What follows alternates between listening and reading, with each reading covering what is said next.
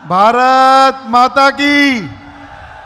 भाई जितने लोग जो पीछे बैठे हैं, जितने जो लोग यहाँ नायब सैनी जी को सुनने आए हैं, उन्हें प्यार करते हैं, उनका धन्यवाद करने के लिए आए हैं। पीछे तक से बोलेंगे भारत माता की, भारत माता की। नायब सैनी, नायब सैनी। आज यहाँ पर जो आपने देखा कि अब फरीदाबाद की भिन्न भिन्न संस्थाएं, भिन्न भिन्न समाज के लोग, 36 बिरादरी से आए हुए सभी गणमान्य व्यक्तित्व आज यहाँ पर मेरी मातृशक्ति, मेरे बुजुर्ग, मेरे नौजवान साथी जो यहाँ पर उपस्थित हैं, पत्रकार, छायाकार दोस्तों, सभी का बहुत बहुत स्वागत, बहुत बहुत अभिनंदन करता हूँ, सभी का बहुत बहुत धन्यवाद करता हूँ। मित्रों, आज मंच पर आज हम सबको आशीर्वाद देने, फरीदाबाद को जिन्होंने गति देने का काम किया, फरीदाबाद के सपनों को साकार करने का जिन्होंने संकल्प किया, ऐसे हमारे यशस्वी मुख्यमंत्री नायब सैनी जी का मैं फरीदाबाद आगमन पर फरीदाबाद जनता की ओर से बहुत बहुत स्वागत, बहुत बहुत अभिनंदन करता हूं। मित्रों, एक बार जोरदार ताली बजाकर नायब जी का स्वागत करो कि आप लोग नायब जी को कितना प्यार करते हो, कितना धन्यवाद करते हो। एक बार जोरदार, एक बार खड़े होकर सब लोग स्वागत करें नायब सैनी जी का। आज बहुत बहुत धन्यवाद। आज भारतीय जनता पार्टी हरियाणा के बहुत ही यशस्वी अध्यक्ष बड़े भाई मोहनलाल बड़ोली जी, उनका भी बहुत बहुत स्वागत, बहुत बहुत अभिनंदन करता हूं। और फरीदाबाद के सांसद, मोदी सरकार में मंत्री मेरे बड़े भाई कृष्णपाल गुर्जर जी का भी बहुत बहुत स्वागत, बहुत बहुत अभिनंदन करता हूं।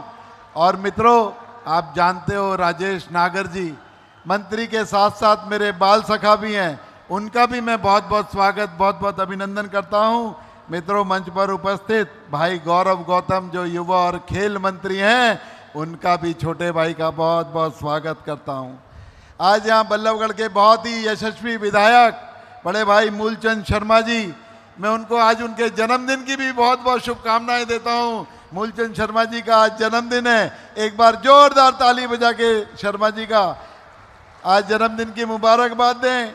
और यहाँ पर हमारे एनआईटी के बहुत ही यशस्वी विधायक भाई सतीश फागना जी, बड़कल से विधायक भाई धनेश अदलखा जी, और होडल से स्पेशल चल के आए भाई हरेंद्र राम रतन जी, और यहाँ पर हमारी फरीदाबाद की मेयर परवीन बत्रा जोशी जी, और बहुत ही युवा कर्मठ हमारे भारतीय जनता पार्टी के अध्यक्ष भाई पंकज पूजन रामपाल जी, आज उनका भी जन्मदिन है, उनको भी मैं जोरदार बधाई देता हूं, बहुत बहुत शुभकामनाएं देता हूं। और इसके बाद भाई सोनलाल छोकर जी जो हमारे महानगर के जिला अध्यक्ष हैं, भाई विपिन बैसला जी जो पलवल के जिला अध्यक्ष हैं, भाई बहन सीमा तिरखा जी जो पूर्व में हरियाणा की कैबिनेट में फरीदाबाद का प्रतिनिधित्व करती थी, बहन सीमा तिरखा जी का बहुत बहुत स्वागत, बहुत बहुत अभिनंदन करता हूं। मेरे पूर्व में रहे इस विधानसभा से विधायक भाई नरेंद्र गुप्ता जी का, भाई नयनपाल जी का, हमारे बहुत ही बड़े उद्योगपति जिनकी वजह से फरीदाबाद की पहचान है एस्कॉर्ट्स की, ऐसे निखिल नंदा जी का मैं यहाँ बहुत बहुत स्वागत करता हूँ।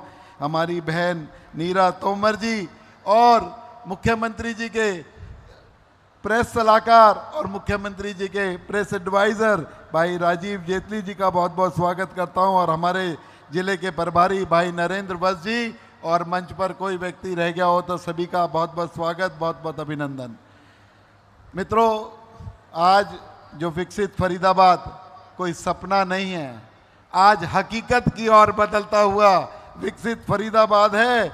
आप लोगों ने देखा इस वीडियो के माध्यम से, माननीय नायब सैनी जी ने जब अपना बजट पेश किया तो उसमें मैक्सिमम जो डेवलपमेंट का भाग है वो फरीदाबाद को देने का काम किया। एक बार जोरदार ताली बजा के नायब जी का धन्यवाद कर दो।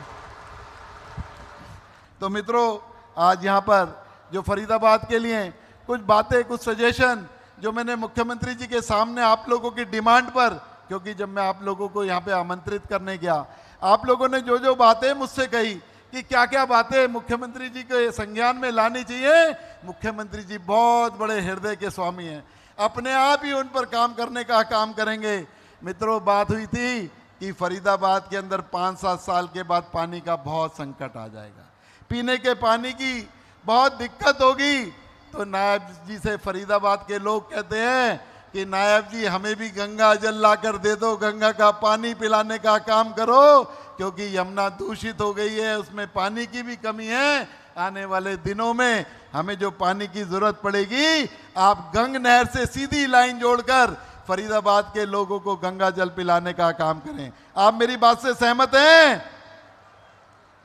तो इसी के साथ साथ फरीदाबाद के अंदर जो जगह जगह पर वाहनों से फरीदाबाद एक बहुत बड़ा सिटी बनकर तैयार हो गया है। Greater Faridabad, NIT, old Faridabad, इसकी कनेक्टिविटी के लिए विभिन्न जो चौराहे हैं उन पर जाम ना लगे, उनकी कनेक्टिविटी को बेहतर करने के लिए वहाँ पर जंक्शनों के अंदर सुधार होना चाहिए, उसके इंफ्रास्ट्रक्चर के अंदर बढ़ोतरी होनी चाहिए। ऐसी डिमांड फरीदाबाद के लोग माननीय मुख्यमंत्री जी आपसे कर रहे हैं।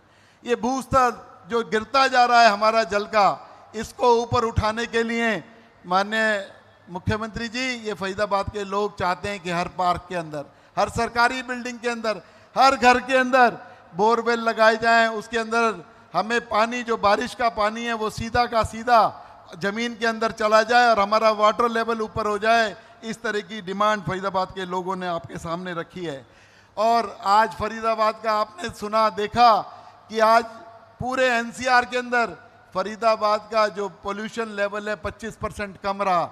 ये आपने जो नमो वन की स्थापना की, जो आपने इको वन की शुरुआत की, उसका परिणाम है कि इस बार 25% जो है इस पोल्यूशन के अंदर कमी आई।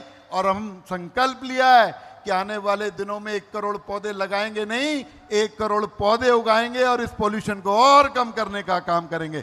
करेंगे ना? करोगे ना? तो मैं आज यहाँ पर इसके साथ साथ मैं आपसे कहना चाहूँगा कि ओमेक्स वर्ल्ड स्ट्रीट के सामने एक 2.5 एकड़ के संस्थान के अंदर कि लोगों को इन्वायरमेंट से प्रेम हो, लोगों इन्वायरमेंट के बारे में जाने, एक एनवायरमेंट म्यूजियम वहाँ पर हम बनाना चाहते हैं, जो फरीदाबाद के भविष्य के लिए बहुत ज़रूरी है। ये फरीदाबाद के लोगों की डिमांड है, मैं आपके सामने रखता हूँ। तो और यहाँ पर अभी पीछे फॉरेस्ट की वजह से और जो हमारे सुप्रीम कोर्ट के आदेश से बहुत सारे बैंकेट हॉल बड़खल रोड पर बंद हो गए थे। आज जो बैंकेट हॉल हैं उनकी कीमत बहुत ज़्यादा है। एक गरीब आदमी अपनी बच्ची की शादी जब करने जाता है, जब लाखों रुपए का भुगतान करना पड़ता है, तो उसके दिल पर बड़ा दर्द होता है। मैं आपसे निवेदन करूंगा, सरकार की तरफ से 12 सेक्टर के अंदर एक बड़ा बैंकेट हॉल बना दें, जो 1,50,000 के अंदर मेरे गरीब की बच्चियों की शादी हो सके, गरीब की बेटियों का विवाह हो सके। ऐसी डिमांड मैं आपके सामने रखना चाहता हूं।